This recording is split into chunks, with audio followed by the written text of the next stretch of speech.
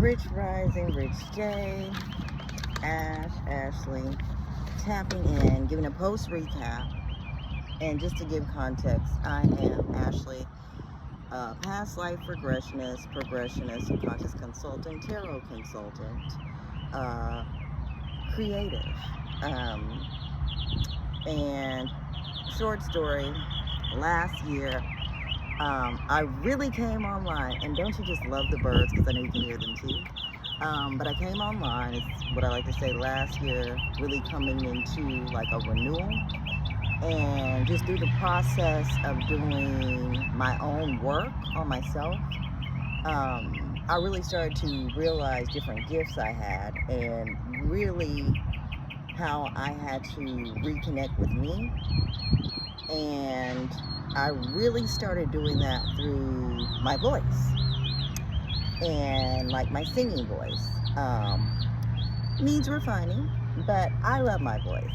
But I recognize it needs refining, and that's all love, and I'm going to do that. But I really love my voice, and shout out to my dad.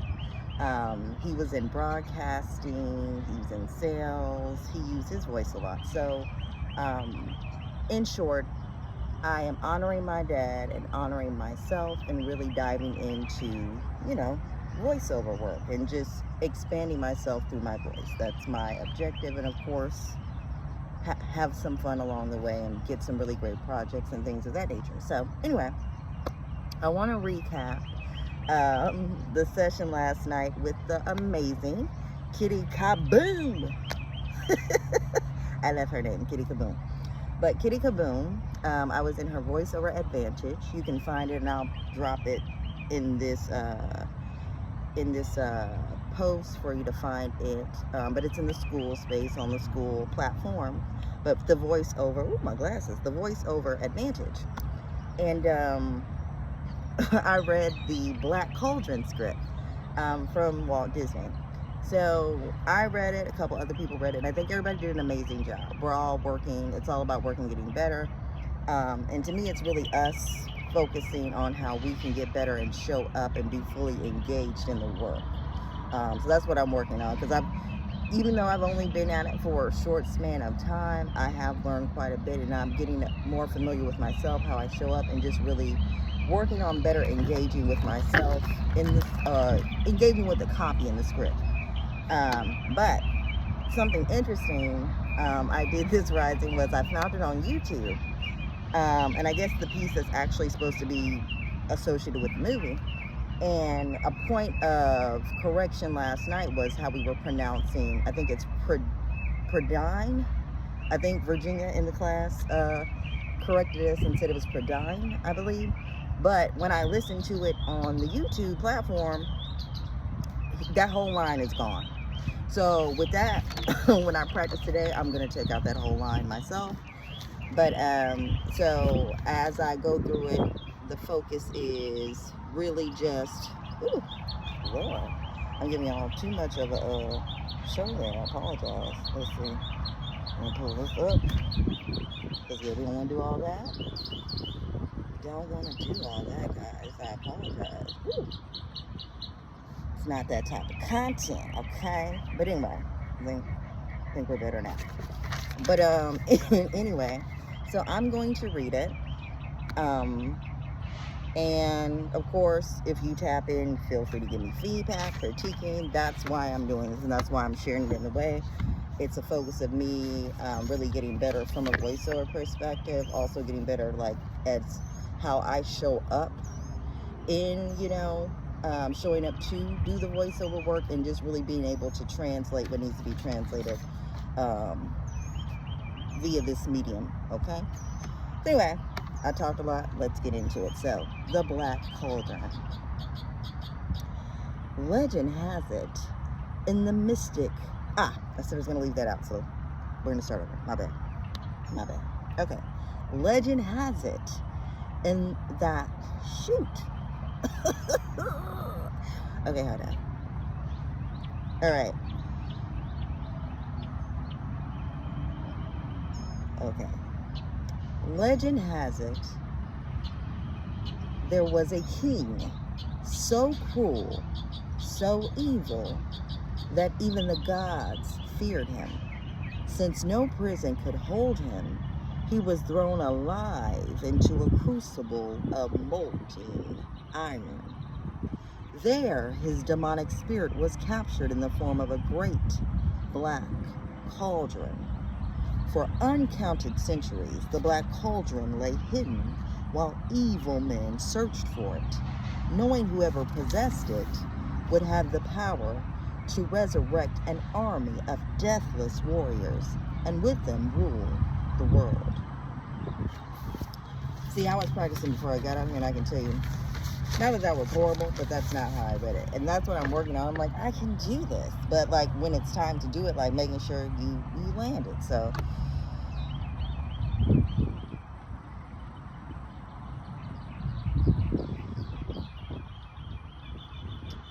legend has it in the, dang it, I'm gonna have to scribble it out, because when I see it on paper, I want to read it. So that's one thing. This is comedy. All right. So legend has it.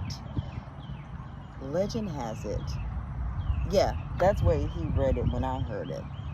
And this is taking longer. God dang, this is 6 minutes. I don't want this to be long.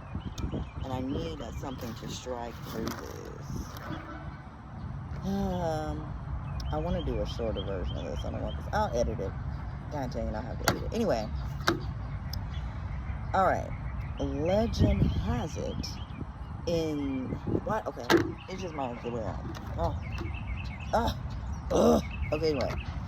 Legend has it there was once a king so cruel, so evil that even the gods feared him. Since no prison could hold him, he was thrown alive into a crucible of molten iron. There his demonic spirit was captured in the form of a great black cauldron. For uncounted centuries, the black cauldron lay hidden while evil men searched for it, knowing whoever possessed it would have the power to resurrect an army of deathless warriors, and with them rule the world. A little better. See, I'm kind of getting into it. So I guess my objective is not being so much in my head, but being here and being in tune and being in flow with the actual script.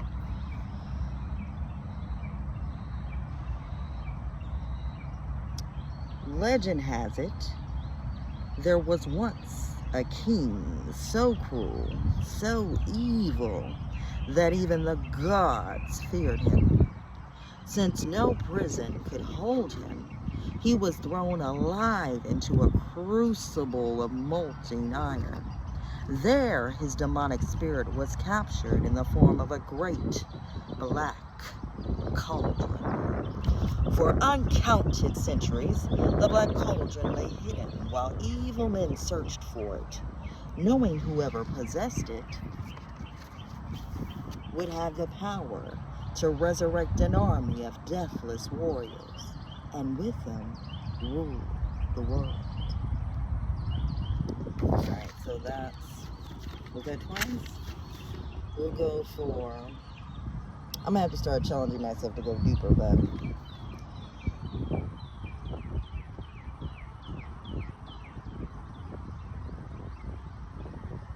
legend has it, there was a king so cruel, so evil, that even the gods feared him. Since no prison could hold him, he was thrown alive into a crucible of molten iron. There his demonic spirit was captured in the form of a great black cauldron. For uncounted centuries, the black cauldron lay hidden while evil men searched for it, knowing whoever possessed it would have the power to resurrect an army of deathless warriors, and with them rule the world. We'll stop there. This is long, and I will be editing it, if I can say the word, editing it, so that, it's not as long for you because I don't want you to keep sitting there forever as I. But yeah, so just to recap, this was me diving deeper into scripting practice and my voiceover practice based upon the coaching that I received last night from Kitty Kaboom. Kitty Kaboom's Voiceover Advantage. It is on the school space in the school community. And my focus just now was just really connecting with the copy, with the script in a way that I really dove in and really found my flow, tempo, be there. You're with me and you want to keep hearing me read. That's the objective I feel here. So yeah, any feedback, any thoughts, totally welcome here. Yeah, I'm gonna stay after it. I'm gonna stay working on it because yes, it's the art form of what's going on, but I feel like it's also you figuring you out. And I think that's a powerful thing. Like any medium, anything we can do to really help us better connect with ourselves, better know who we are,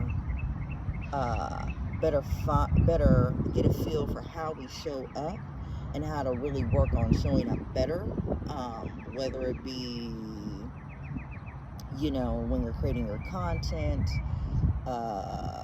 what else? Whether you're actually performing, you're doing narration, whatever the case may be, whether you're going on stage, whatever the case may be, but just finding you, getting a feel for you, how you show up and what it takes for you to show up how you want to show up, because that's the thing. I've been working on really being grounded. I feel that's what happens. Being grounded in myself, and really just, being grounded in a way to allow me to be able to do what I need to do in short form. But anyway, that's it for today. I will be coming on here as I'm getting more coaching, as I'm getting more resources, as I'm getting more clarification on just the whole process, best practices, all that jazz. But yeah, thank you for tuning in if you tuned in, and definitely like, subscribe, share, invite others to tune in, because I'm doing this just not for myself. I feel like if you're actually following my process and kind of taking note, it can be helpful to you, not only if you're a content creator or a voiceover artist or creative period.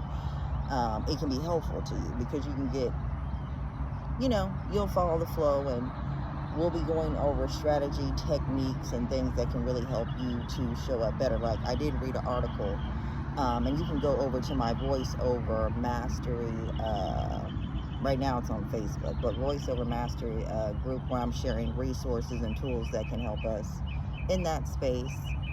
But it was interesting. It talked about how,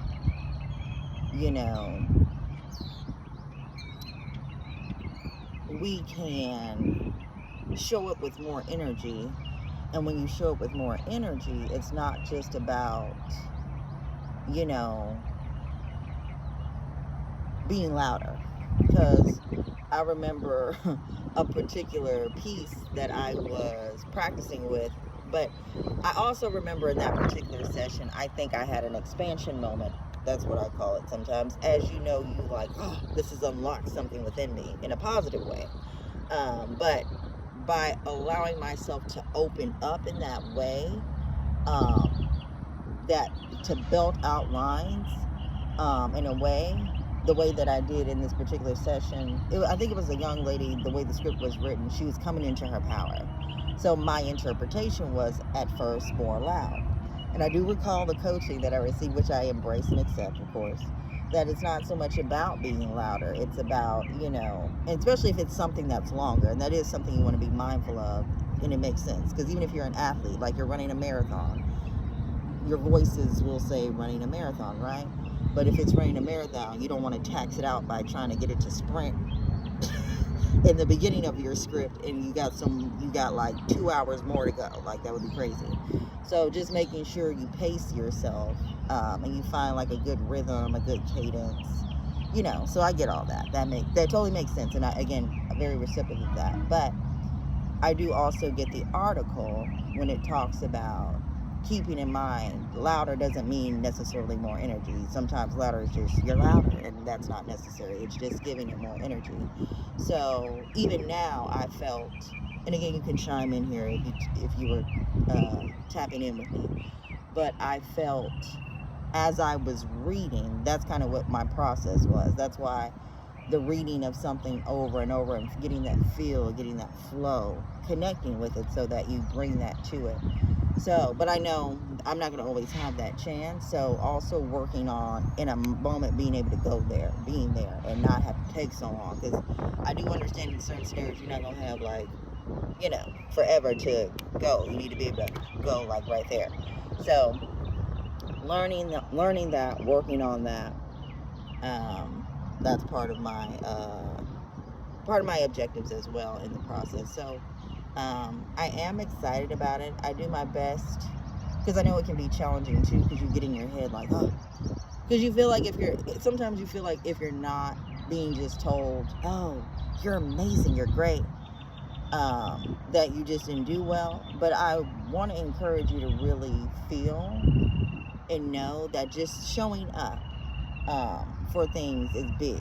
And when I say showing up, show up intelligently. Like, show up, put your ego down, put your antennas up, your ears up, be open and receptive, to the space, to the feedback.